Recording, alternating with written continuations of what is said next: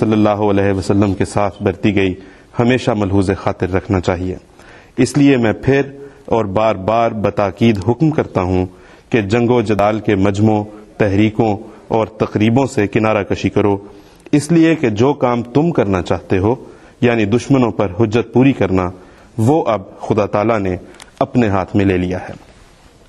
اس بات پر یقین اور ایمان کے ساتھ کہ دلوں کو پھیرنے والی خدا تعالیٰ کی ذات ہے، ہم اس پروگرام میں بساط بھر کوشش کرتے ہیں کہ ان غلط فہمیوں کو دور کریں جو جماعت احمدیہ کی بنیادی تعلیمات سے متعلق پھیلائی گئی ہیں مذہبی انتہا پسند طبقوں کی طرف سے۔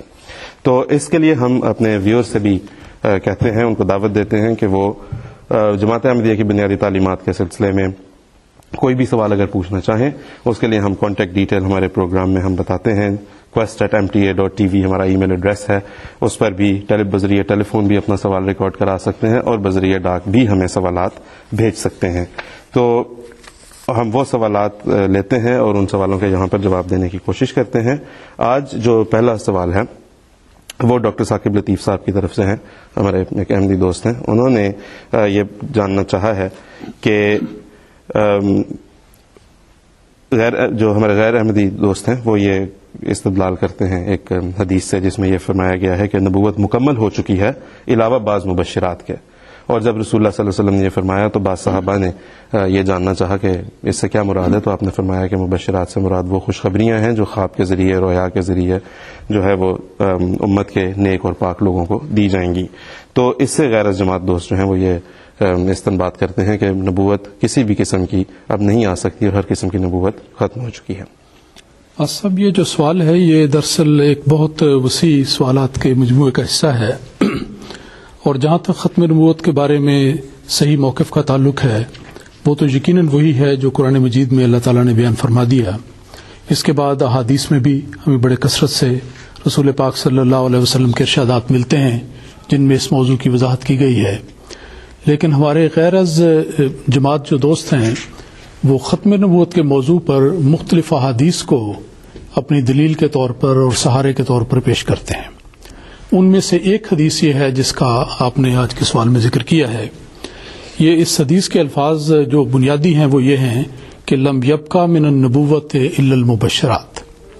یہ حدیث بخاری ابواب التعبیر میں بیان ہوئی ہے، اور اس کا لوگ سوال کرنے والے جیسا انہوں نے بھی کیا اور کسی اور نے بھی، ہر لوگ دوست یہی سوال کرتے ہیں کہ سیدھا یہ ترجمہ کرنا چاہتے ہیں کہ دیکھیں جیسا ہم کہتے ہیں ختم نبوت کا مطلب یہ ہے کہ نبوت اب ختم ہو گئی، کسی قسم کی کوئی نبوت نہیں آ سکتی، اس کا دروازہ کلیتاً ختم ہو گیا۔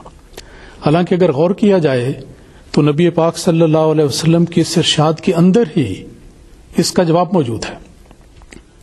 یاد رکھنا چاہیے کہ جب بھی نبوت کا ذکر ہوتا ہے اور تشریعی نبوت، ایسی نبوت جس کے ساتھ شریعت ہوتی ہے اور نئے اوامر و نواہی دیے جاتے ہیں، امور شریعت بیان کیے جاتے ہیں، ان امور کی حکمت بیان کی جاتی ہے، اس میں بشارتیں بھی ہوتی ہیں، انذار بھی ہوتا ہے، کیونکہ اللہ تعالیٰ کے سب نبی جو آتے ہیں وہ بشیر بھی ہوتے ہیں اور نذیر بھی ہوتے ہیں۔ اس لیے جب مبشرات کا ذکر کیا جائے تو اس میں لازمی طور پر منذر باتوں کا بھی ذکر ہوتا ہے، بشارتیں بھی ہیں اور انذار بھی ہے، دونوں چیزیں اکٹھی ہوتی ہیں۔ اور نبی پاک صلی اللہ علیہ وسلم نے اس ارشاد میں تو یہ مسئلے کو اتنا واضح کر دیا ہے، آپ نے فرمایا لم یبقى من النبوت الا المبشرات، کہ اب میرے آنے کے بعد جس کو اللہ تعالیٰ نے ایک کامل کتاب شریعت عطا کی جو قرآن مجید ہے، جو ایسی کتاب ہے جو ہر لحاظ سے مکمل ہے، جو ہمیشہ قائم رہنے والی ہے، اور اس کتاب ہدایت کے بعد اب دنیا کو قیامت تک کسی اور کتاب کی ہرگز کوئی ضرورت نہیں۔ آپ نے فرما دیا کہ اب میرے آنے کے بعد یہ جو تشریعی نبوت کا حصہ ہے یہ مکمل ہو چکا ہے، اور اس نبوت کے مسئلے میں اگر کوئی چیز رہ گئی ہے تو وہ مبشرات ہیں۔ مبشرات سے مراد یہ ہے نیک اور صالح خوابیں بھی ہیں، اور اس کے ساتھ منذرات کا حصہ بھی ہوتا ہے، اور پھر بشارتیں جو ان قوموں کو دی جاتی ہیں جو اللہ تعالیٰ کے لائے ہوئے پیغام کو مانتے ہیں، ان کو تسلیم کرتے ہیں، اور انذار کے پیغام ان لوگوں کے لیے ہوتے ہیں جو خدائی پیغام کا انکار کرتے ہیں۔ تو یہ سلسلے جاری و ساری رہیں گے، اور آپ نے فرمایا کہ یہ سلسلہ تشریعی نبوت کے علاوہ جو تشریعی ساری عمومی طور پہ امر نبوت کا ایک حصہ ہے وہ جاری رہے گا۔ پہلا حصہ ختم ہو چکا کیونکہ شریعت مکمل ہو چکی، شریعت موجود ہے، اس میں اضافے اور تبدیلی کی گنجائش نہیں. الا المبشرات، اس کے بعد غیر تشریعی نبوت کا دور آتا ہے جس میں مبشرات بھی ہوں گی اور انکار کرنے والوں کے لیے انذار بھی ہوگا. یہ بالکل اسی طرح کی مثال ہے جیسے مثلا ہم کہیں کہ لوگوں کا مجمع کسی جگہ لگا ہے کہ سب انسان اٹھ کر چلے گئے ہیں سوائے زید کے. تو اب دیکھنے والی بات ہے کہ آیا زید ان انسانوں میں شامل ہے یا نہیں شامل. تو ہر زبان کا محاورہ یہ ہے کہ زید انسانوں میں سے شامل ہے، اسی لیے اس کی ایک تخصیص کی گئی ہے کہ سب لوگ چلے گئے سوائے زید کے. اسی طرح مثلا عربی زبان میں بات کی جائے تو یہ ہم کہہ سکتے ہیں بالکل حدیث کے الفاظ کو مد نظر رکھتے ہوئے کہ لم یبقى من الطعام الا الخبز، کہ طعام میں سے، کھانے میں سے کوئی چیز باقی نہیں رہی مگر روٹی باقی رہ گئی. تو کیا روٹی کو وہ طعام کا حصہ نہیں سمجھیں گے؟ کیا کھانے کا حصہ نہیں کہیں گے؟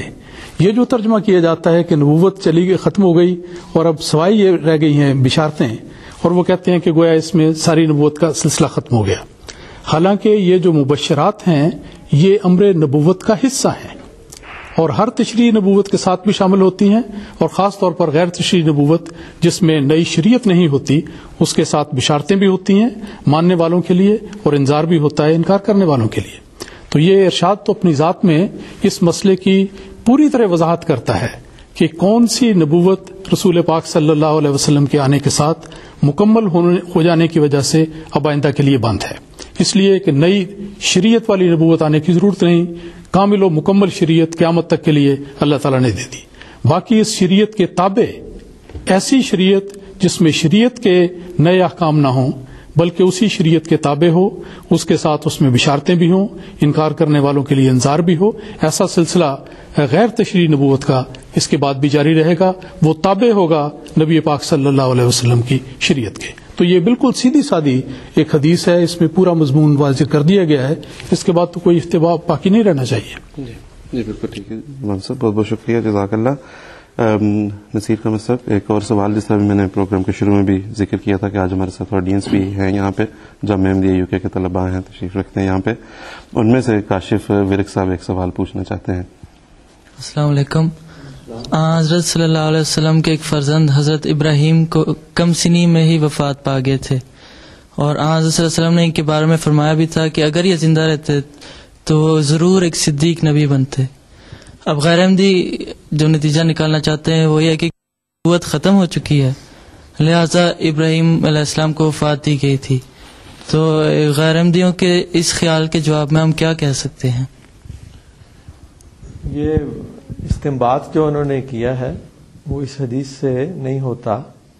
اگر وہ بات درست ہوتی کہ اگر حضرت ابراہیم رضی اللہ تعالیٰ عنہ زندہ رہتے اور دوسری طرف یہ بات ہوتی کہ نبوت چونکہ ختم ہو چکی ہے تو پھر حضرت صلی اللہ علیہ وسلم کو یہ فرمانا چاہیے تھا کہ اگر ابراہیم 1000 سال بھی زندہ رہتا تو وہ نبی نہ بنتا کیونکہ نبوت ختم ہو چکی ہے. بالکل جو نتیجہ اس حدیث سے بعض غیر جماعت اخذ کرتے ہیں وہ اس حدیث کے برعکس ہے. اور عجیب بات ہے کہ ان میں سے ہی غیر جماعت کے مخالفین میں سے ہی بعض علماء نے تسلیم کیا ہے کہ اس حدیث سے امکان نبوت بہرحال جاری ہے. لیکن حدیث کے الفاظ پر غور کیجئے. حضرت صلی اللہ علیہ وسلم یہ فرماتے ہیں کہ اگر میرا بیٹا ابراہیم زندہ رہتا تو وہ ضرور صدیق نبی ہوتا. اب دو باتیں ہیں، یا تو یہ کہا جائے جیسا کہ آپ نے کہا کہ وہ کہتے ہیں کہ چونکہ نبوت بند ہو چکی تھی اس لیے اللہ تعالیٰ نے انہیں وفات دے دی. اب یہ ایک ایسی بات ہے کہ اللہ تعالیٰ کو پیدا کرنے